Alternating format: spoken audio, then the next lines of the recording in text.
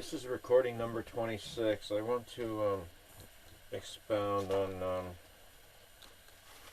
a thought that I had come to yesterday. But I'll go ahead and read the diary.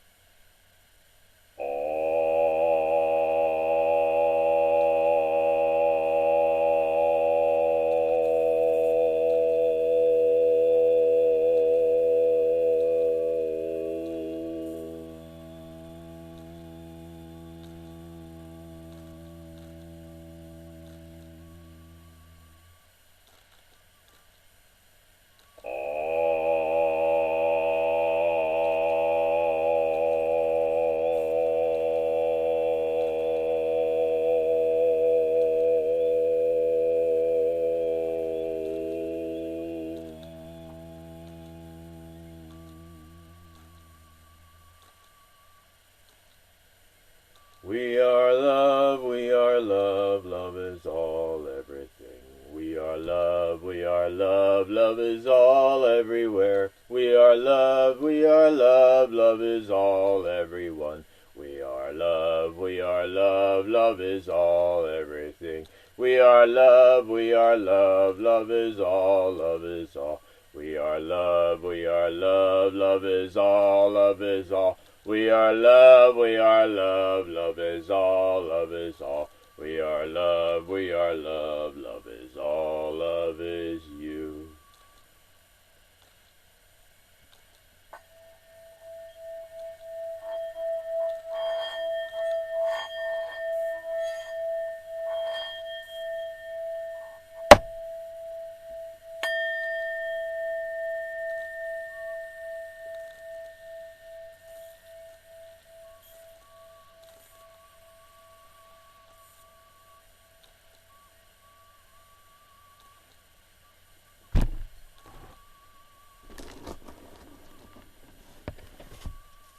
That 2008, July 26th. Sunny and warm this morning. Today feels good. Today it feels good to be. I like my home. I enjoy living as I do. I realize that I am free from that infection called human civilized living. I am where it is so quiet that I can hear the birds. I can hear the ant crawl on the ground. I am living exactly as I had envisioned, and so I realize that all is well. I am in paradise. Yesterday I saw a story on the news that was talking about hydrogen generators and how they are gaining popularity. This is very good sign indeed. I want to build a new cell. Come next month, I want to produce one which will hopefully create enough hydrogen to run the car exclusively on hydrogen, or at least a generator. 2008, July 27, partly sunny and very warm this morning. It is so quiet here, so peaceful, and all I hear is my internal song, and the birds sing and rejoice that the sun makes its way through the clouds and fog. When the sun does break through, then the birds sing so very loud, saying, "Hooray, the sun is shining! Hooray, the sun is shining!" It is so peaceful and still. Last night in the night I got a thought that what they did when they cut the old growth forest, they destroyed randomness. They destroyed uniqueness and mystery. The trees are all growing differently in an old-growth forest, and they are of all different species. They all have unique shapes, and they grow randomly, some in rings, some in straight lines, some in spirals. The forest that is left alone to grow according to the free will of the universal distribution of opportunity. The trees, the shrubs, all the different forms of life all coexist in a magical way. They create uniqueness, and they create a unique and mysterious landscape. But once they come and murder this diversity and randomness, they replace it with uniformity and so-called order, where every tree is of only one species. Each tree is a clone of the parent trees, which are genetically manufactured and modified to grow as fast as possible, exploiting the nutrients and space exclusively for one type of tree at the expense of all the other species that have grown here for thousands of years, destroying the real beauty of randomness and mystery. And I want to expound a little bit on that, because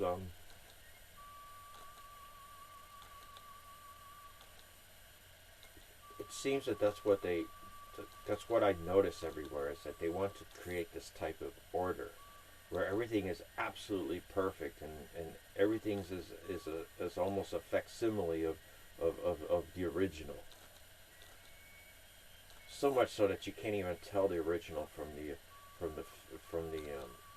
copy. And they've created this type of uniformity everywhere that is just mind-boggling. Because if you look in nature there is no true uniformity. There is this constant randomness. And the trees and all the animals and the species of life that are coexisting in this in the landscape, which is a type of symbiotic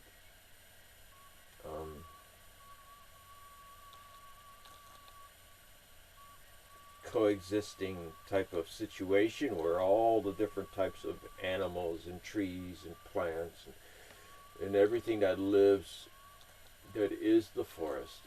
People think the forest is just a group of trees, but it's not. It's all the animals and all the ferns and the trees and the different plants that grow there, and the way things are arranged. It's all unique and random, and it creates a type of mystery. So anywhere that you go in a real forest where it hasn't been cut before, everything is completely different. You turn around, you go around the corner, and the forest looks completely different. And then you turn around, and then the forest looks completely different. And it's a type of so much randomness, and what it is that the plants, the trees, they grow where there's the opportunity. Like, say a tree gets old and it falls, and when it falls it opens up the canopy, and it allows light to fall to the ground. Well, right there where the light falls to the ground, it has to fall there, maybe, enough times to where it warms the ground up, and the seeds that are dormant there, just laying there, because they're laying everywhere, the opportunity is made for them to grow, so they grow.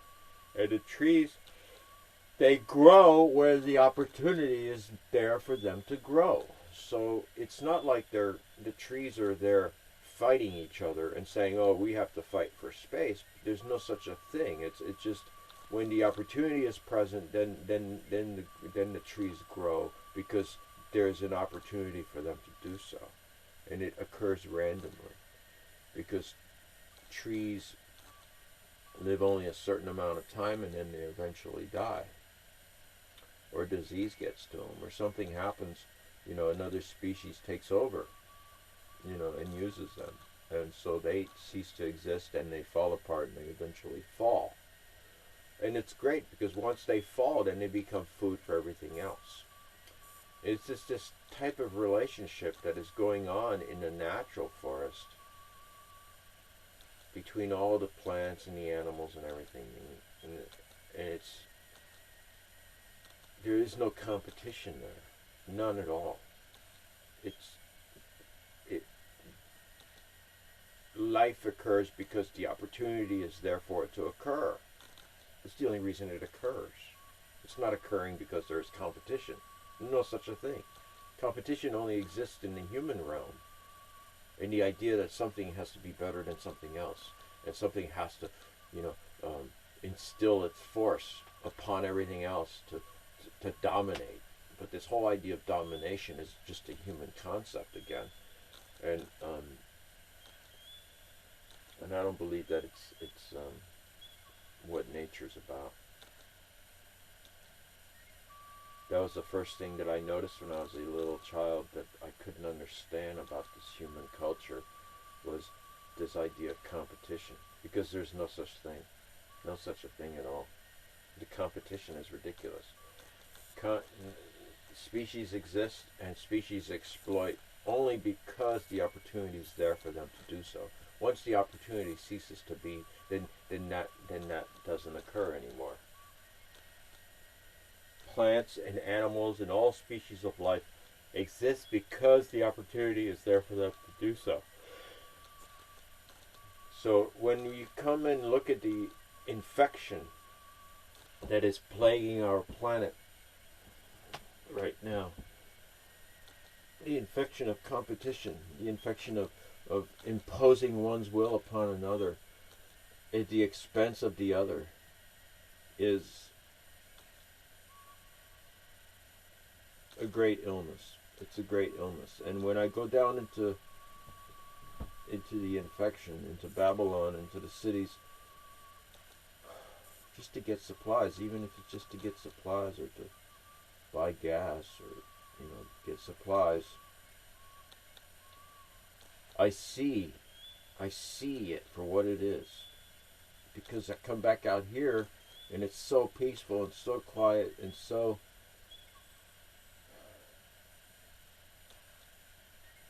real.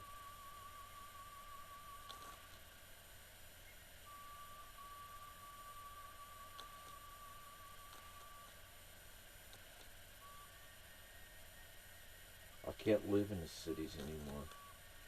Now that I live out here, I don't even want to go back to the cities anymore. If there was a way that I could just live out here where they just leave me alone and stop flying over my camp, because I don't have anywhere to go. I don't want to live in that fucking city. I don't want to live there. I don't want to live in their houses and be judged and looked at like I'm strange because I live and I have this type of mindset and heart set.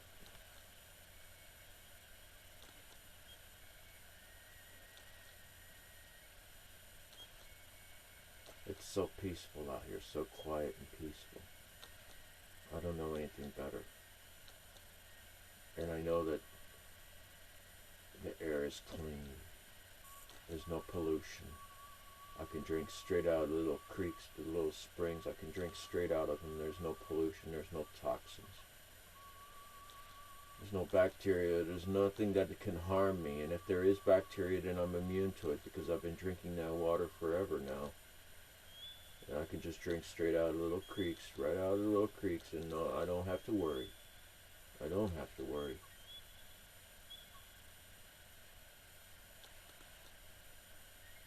This is a place that is pure. Even though I live, I park in these old clear cuts where they replanted and all the trees are exactly the same, except you have a few trees here and there that are able to grow. Like there's a cherry tree outside, a couple of choke cherry trees, and they're so beautiful and so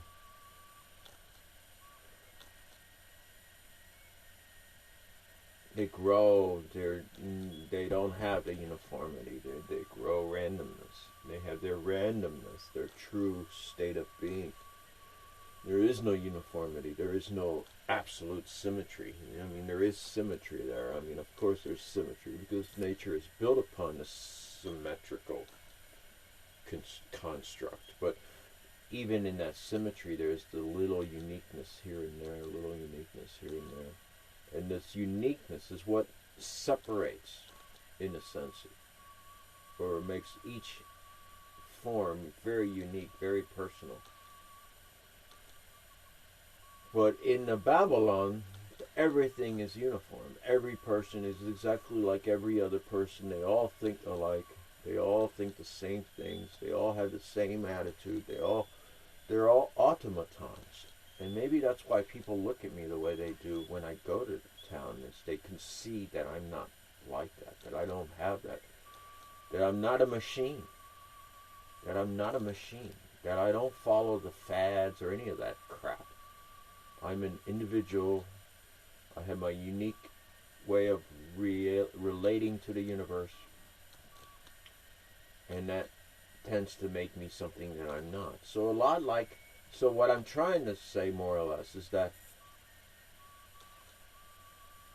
I'm like an old growth forest that hasn't been cut, and the uniqueness and the raw aspect of who I am, what I am truly, this unique random form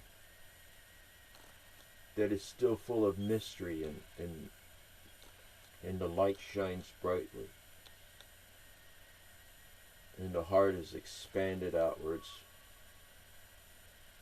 and it continues to expand and expand and expand. And I'm not in a state of contraction. I'm not contracting and contracting and contracting and only focused on me. I don't need anything from the humans. I mean, I do need the food, and I need the things that I need to survive, But I could just as well put it all down and leave this life, because I don't need it. I don't need to be here. The only reason I feel that I'm here is to be an inspiration to other selves. So the work that I do, or just being who I am, the paintings that I create, the books that I write, they're all not for me, and they're not done so that I have the ego, and satisfy the ego, and I start thinking, oh, I'm such a great person, I'm so great. But everybody's great. Every single person is great. We're all great. We're all wonderful. We're all this mysterious, wonderful, beautiful form, state of consciousness. And so, I do this only because I feel it's needed. I feel it's needed that I share my own unique way of looking at reality, and how I interact with it, and how I relate to it. And so the only reason I exist, I feel, is to do this work. And to some, it may not seem like the greatest work. They think, oh, well, you're not really doing anything, but I am. I am doing a great thing. I'm doing a wonderful thing. And if people ever read this work, if people ever listen to this work, hopefully it'll help them. It'll help them to realize that they're just exactly the way they're supposed to be, and they don't have to change anything about who they are. They are that. And nothing has to change. They are exactly perfect. And when they realize that they're perfect, and they realize that all they need to do is focus within, and find that quiet, peaceful, content part of themselves. And when they do, then they realize that everything outside themselves is a type of distraction. It's a distraction. It's almost like a purposeful distraction, so that you don't sit and you don't reflect inwards, and you don't look for that light, and you don't look for that peaceful, content part of yourself. Because in that peaceful, content part, we're absolutely at peace. We're absolutely content. We need nothing. Now, if we look at the world of the civilized human, it's built upon the human constantly needing, constantly being in a state of agitation, never, never, ever satisfied. Even when they're sitting still in absolute bliss, even in that moment, they still seek something else. And that's the human condition that keeps us all bound in the illusion that we need something, because in reality we need nothing. We need nothing. We have everything we need right here, and we're absolutely content and peaceful. And when we forget that, then that's when we seek satisfaction from objects or things or situations or people or anything. But if we cannot find a contentment within our own self, then we will never find it in anything else outside of ourselves. And that's a true state of reality right there.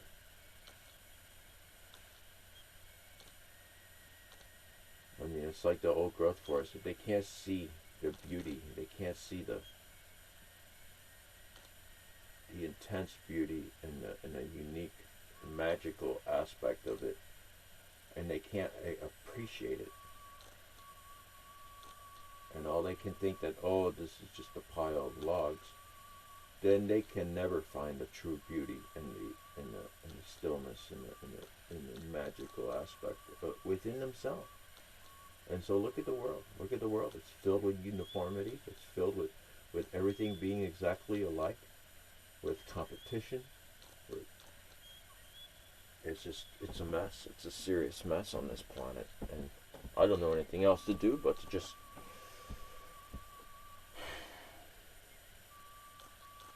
be out here as I am. That's all I have. I'm going to end. I'm running out of battery. So the battery's running low, so I have to end now.